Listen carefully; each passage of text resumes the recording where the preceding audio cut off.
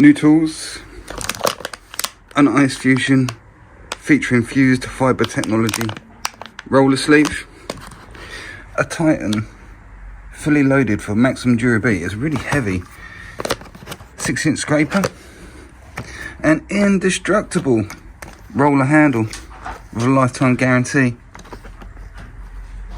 new edging brush and some blades and a filler knife. Wouldn't recommend buying that if you're a dog because it doesn't last as long. Why?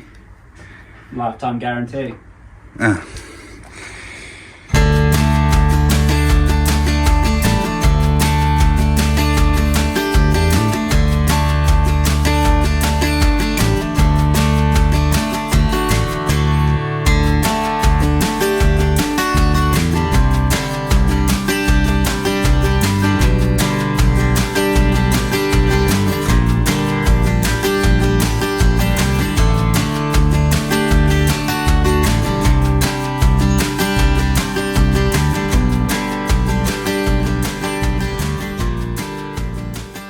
Good morning guys, how are you doing today? It is Monday morning for me here and we have an artex ceiling to plaster. Now let's have a look.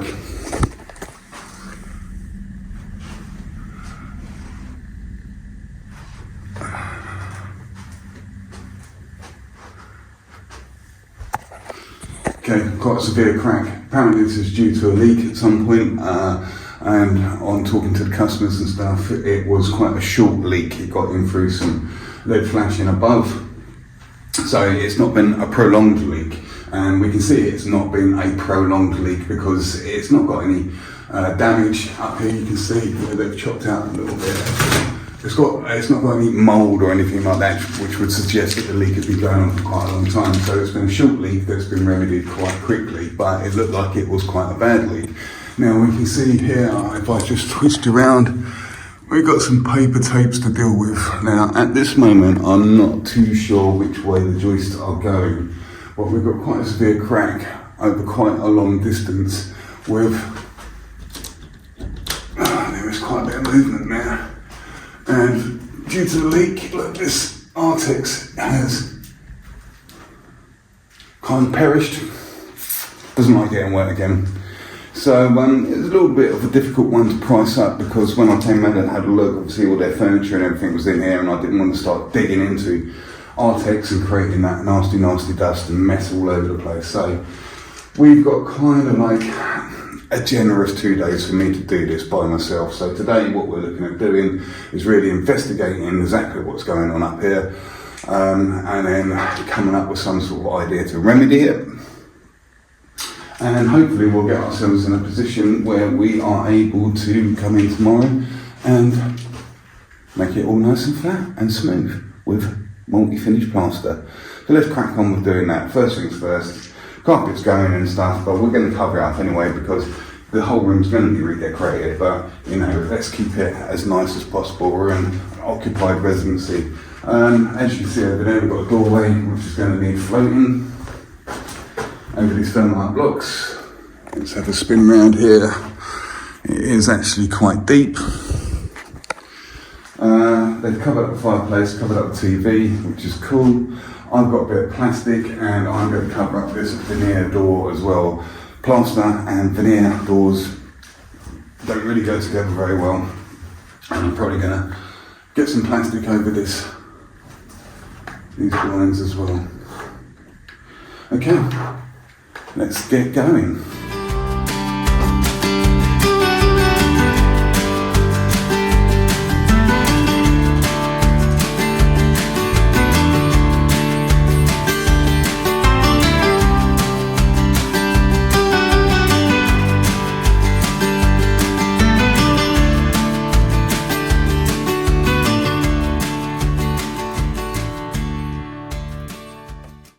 Okay, let's have a look at what we can see now. At some point somebody has tried to fill this. Look, it's some sort of grey, maybe a grey bond in there, but this board looks very thin.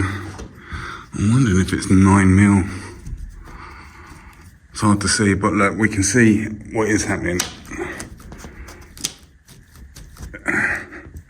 There's a lot of movement on both sides. It's bouncing quite a large amount.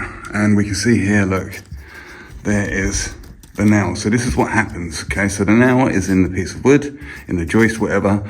Its head has ruptured around. Of course, the nail stays still, but the board is able to bounce up and down because it's just lost its grip. Now I can see a bit of timber here, and I am hoping that timber runs all the way down here.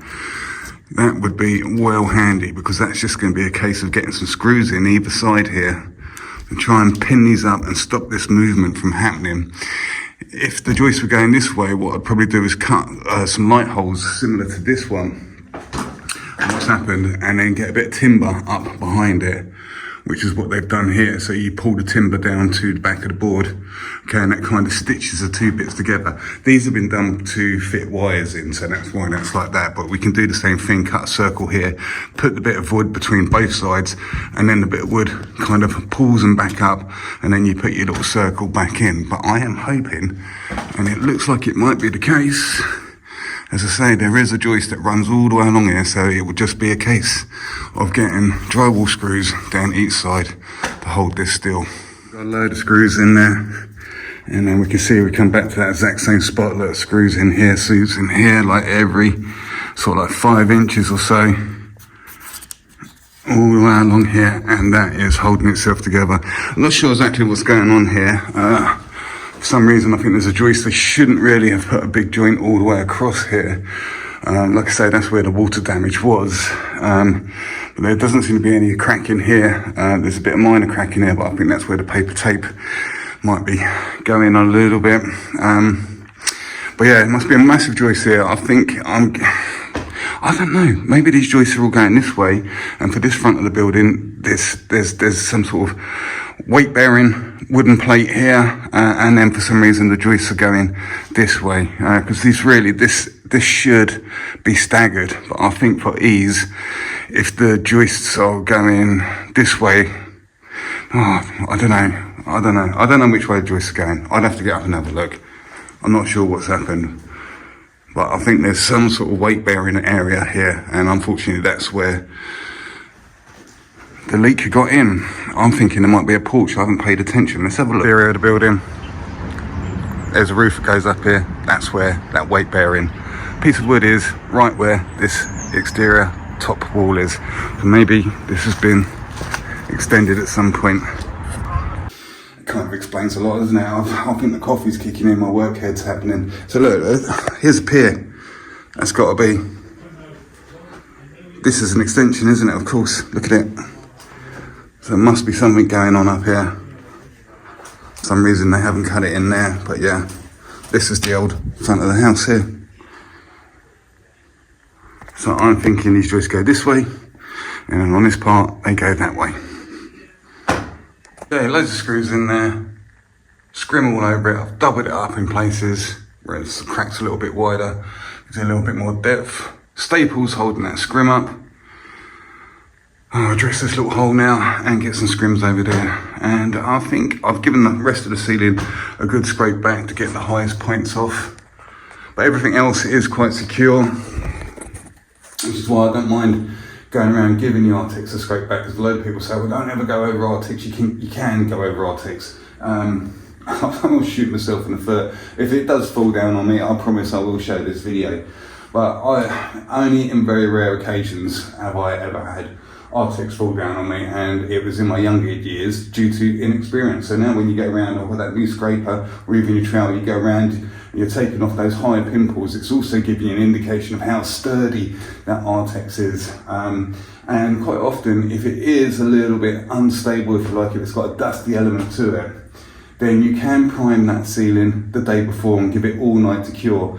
Quite often people get into trouble if you put a PVA or an SBR over first thing in the morning and then try to go over it a bit too quickly, and it's create the skin, not so much with SBR but certainly with PVA, and even the grits can fail like this, and it hasn't had time to properly soak in, so you kind of like, you feel touch dry to the surface, but underneath it's still like wet and pasty, and it hasn't really stabilised. And what will happen is, normally it waits for you to start troweling up, big bubbles of it will start to go, and it's pulling the PVA, the dry PVA from the wet PVA and it will start coming down on you. So SBR is really good for stabilising. You can get dedicated stabilising solutions. But yeah, if you are in doubt and if you do have the time and if it is looking like it could be a little bit dodgy, if you don't go for the overboarding, then try to get it SBR'd. And SBR'd, as I say, is a little bit thinner, so it gets a chance to go in and soak in a bit, get deep. Obviously the one that's really, really dangerous and is quite undetectable, but like I say, I've had a good prime. They're normally in 1930s sort of houses. They had an old like chalk wash paint, which is called distemper, where I come from. If you get caught out by that, it doesn't have to be artex, so there's distemper underneath it. It could just be painted, but it's been emulsioned over the top. That's the one that can catch you out. So yeah, it's always a good idea just to go, have a little poke around and just check how solid that surface is, even if it's a painted surface or an artex surface. And apart from that little bit where I know it was like that because of some water damage, that's what's upset it. Everything else seems fine. So I'm quite happy to carry on, get this primed up and start plastering.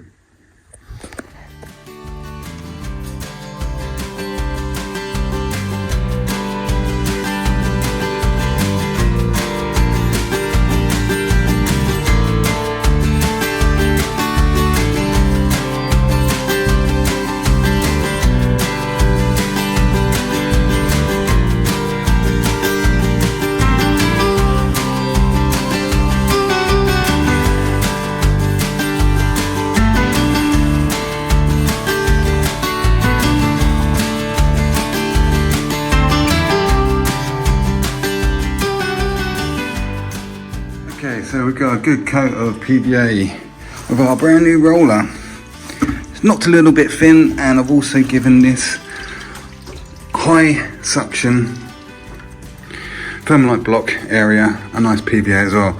I'm just going to get my brush, and I am going to take the time to also get in here where the roller will struggle to get, so we get a nice perfect adhesion all the way around this edge, because we need to fill this up to depth. And you can see it's an old sand cement and it is actually quite deep, so I'm hoping I've got enough. Actually, I've got a bag of bond in here and I've got a bit in the motor as well, so we are going to try and bring it out to level in one hit.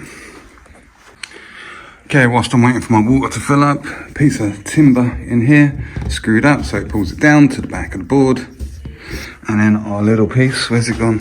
Like so. How's this going? Right, let's get some screws in there. Okay, screws and scrim over it.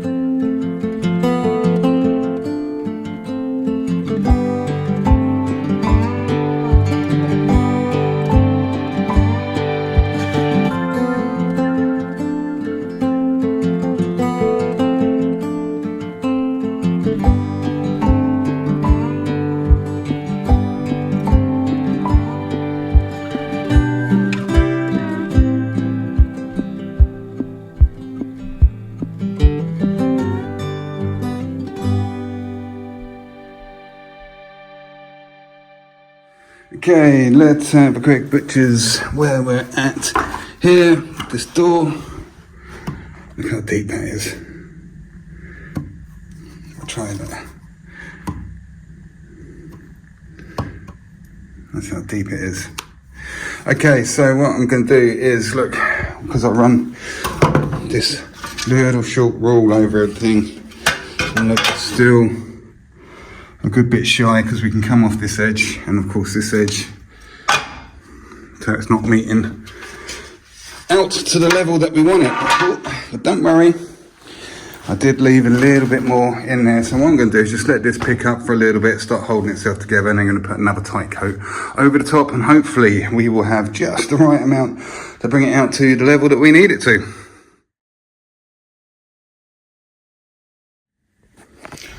Okay, day 2, and this PVA has had all night to properly dry and cure on this damaged area where it was a little bit perished, so I'm happy that that should be holding itself together. This door area, you see I didn't devil flow it up, but we got it really straight because we had the original walls to go off of. So I'm going to give this a good couple of more coats of PVA to kill the suction and get all around the edges and stuff, because we're just going to be feathering this in. I'm not touching that thing up there. I'm probably going to end up just coming into this internal here. Okay, let's get going.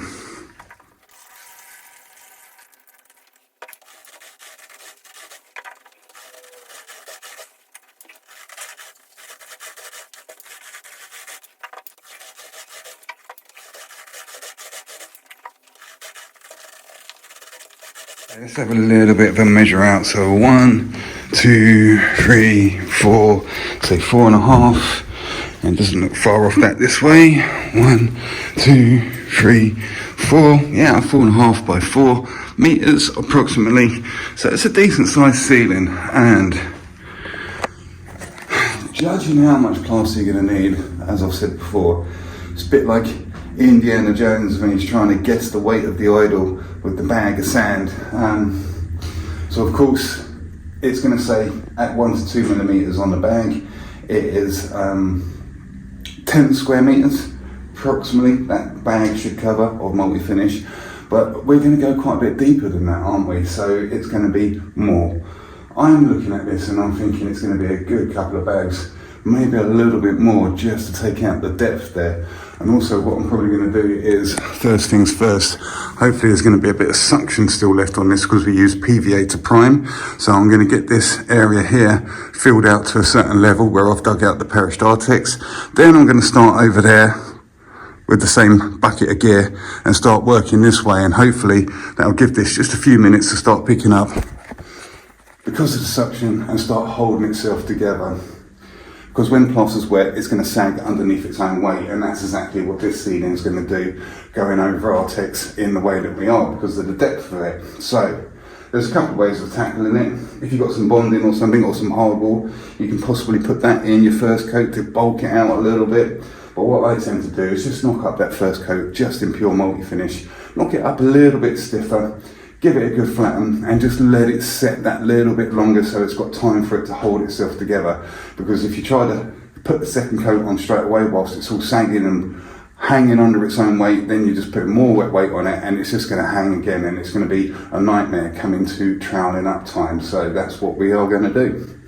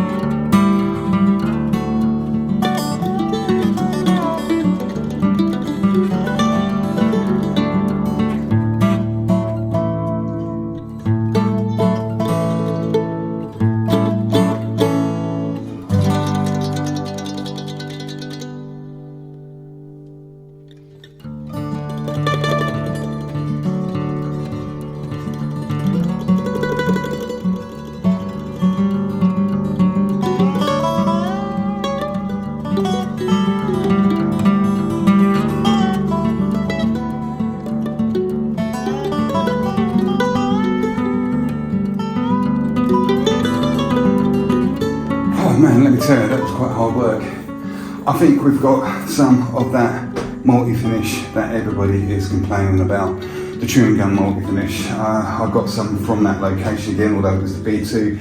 I've got a few bags from a few different locations. I went and got an extra bag on my way home from somewhere else. I am sweating in there. It's very, very tricky to work with, and this ceiling has got a lot of swell, and through the artex pattern it's got a lot of chop as well. Let's just have a quick look, because I normally am putting things on quite neat, but look at these air holes where I've gone on 1, 2, 3, and I still can't push the air out of this where it's so gunky.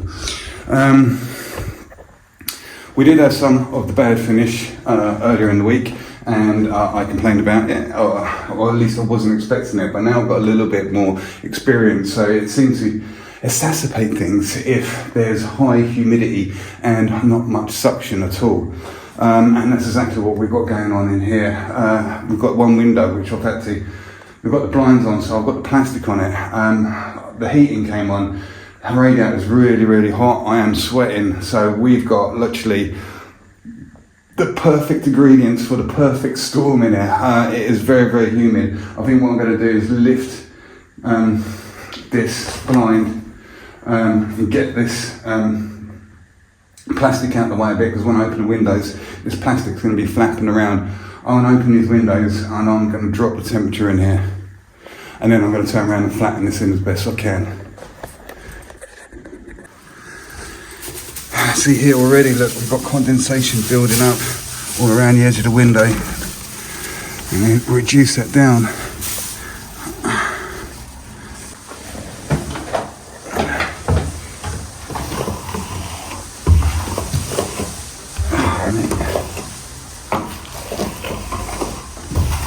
Excessive air bubbles already, although it is pulling in a little bit. This is going to be hard work, let me tell you.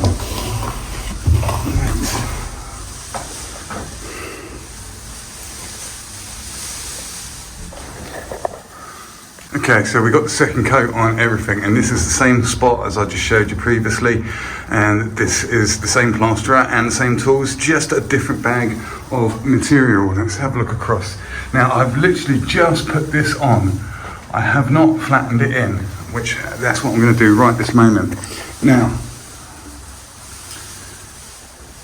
we're going to have a chat towards the end. I'm not out of trouble here yet, but unfortunately I knocked up a fresh batch from a fresh bag that I got from a different outlet, and it's the B2, and it is not the horrible clanky stuff. So this is the better plaster. But I'm going to stick with it. We're going to have a bit more of a chat about this at the end after I've finished the process, and we can analyse what happened a little bit better. Right, I'm going to do that. I'm going to get this under control. That ceiling is down, and look at the state of me. Look at me. I'm down my arm and that. God, that put up a fight, I tell you, for more than one reason. Now, I didn't even have time to really get that on. I'd like to have got that one done on as well, which I was expecting to do, but no, that was not the case. But don't worry, all is not lost. What I've got is quite a bit of dirty water from doing this ceiling, so what I'm going to do is actually use that in the initial amount that I'll knock up to get this on, get this down as quick as possible, because otherwise, I'm going to be waiting around for it. Not so much this area, because this is going to suck in even though I've PBA'd it, but the feathering in bed, there's not going to be any suction there, so this is the bit I really kind of like want to go. And it's not going to affect this because the suction is going to pull that bit in anyway, isn't it? So yeah, let's get that on, and then we'll have a little bit more of a chat about how today's events have unfolded with the benefit of hindsight. On the wall, picking up in the bucket, not so much. That's because of the suction. Okay, because it's such a small area, and I've got the time now to give it the attention it needs to do such a thing, I'm going to run a sponge float over this whole thing to speed the whole thing up. Plenty of water. And I see guys using a sponge float, and they're using it more like a trowel. I think you probably get more benefit out of holding the sponge float flat, because it works exactly the same way as if you're dabbling up a floating coat, you know? Takes down a lot of ripples. And one important thing about sponge floating is you don't want to leave it too late in its setting process, because if you try to put it back from a really set position, then you're going to end up weakening the plaster too much. So you need to kind of get on it earlier, sooner rather than later, to try and reduce the amount of weakness you bring to the surface.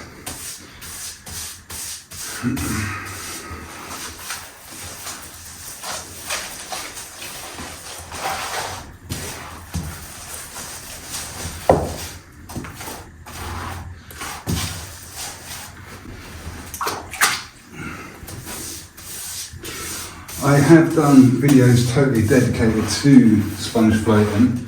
One of them was called The Problem with Sponge Floating, where I go right into one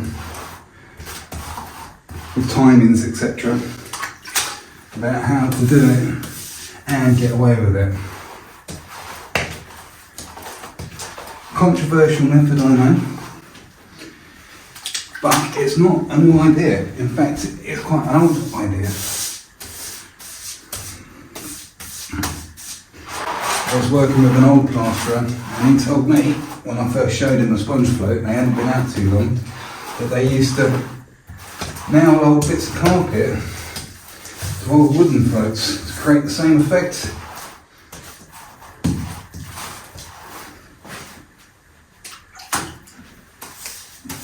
So what this does is cut out. I mean, I do know some plasters use a 2-coat system and sponge it up as well. But in this case, literally just 1 coat of this. So what we're doing is we're knocking back the second coat whilst it's on the wall, because we put it on that thick, you know. And so what it's doing is cutting out having to knock up for a second coat. Then you end up using less material.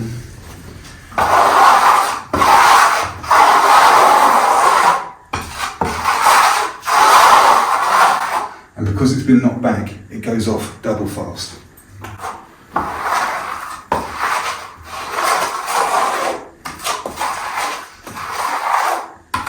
Let's have a closer look where we're going to.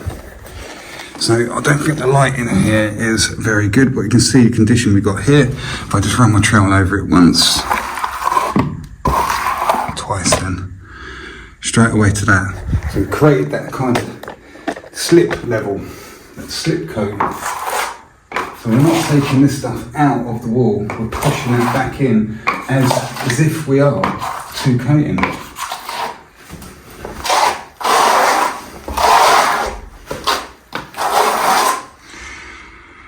I, for one, I am glad to see the back of that one.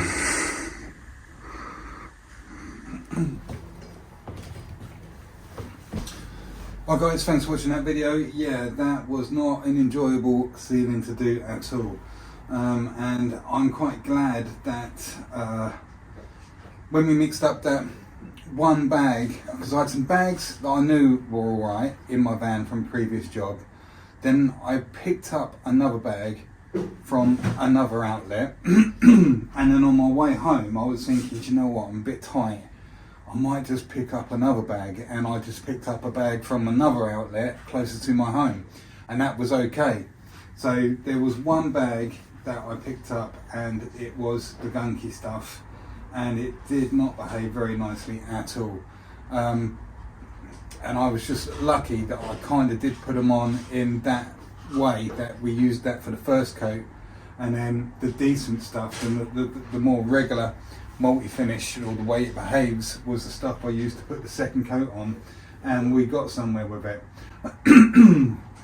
For some reason that first coat really picked up quite a lot, and with hindsight and stuff, I can't exactly put my finger on why it's done that. I'm wondering, was there excess suction on that ceiling, because I only did give it 1 PVA. I didn't pay that much attention to it. Yeah, it was a bit of an issue, but we got it down.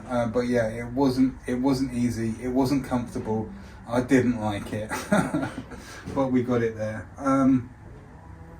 Like I say, when I have had issues So I was ready for it. I could feel it was the stuff. When I was putting it on, when I was knocking it up, I thought, oh, we got a bag of this gear again. And because obviously I dealt with it last week, I knew what to do, if you like. I was ready for it. I wasn't caught out. I wasn't caught by surprise.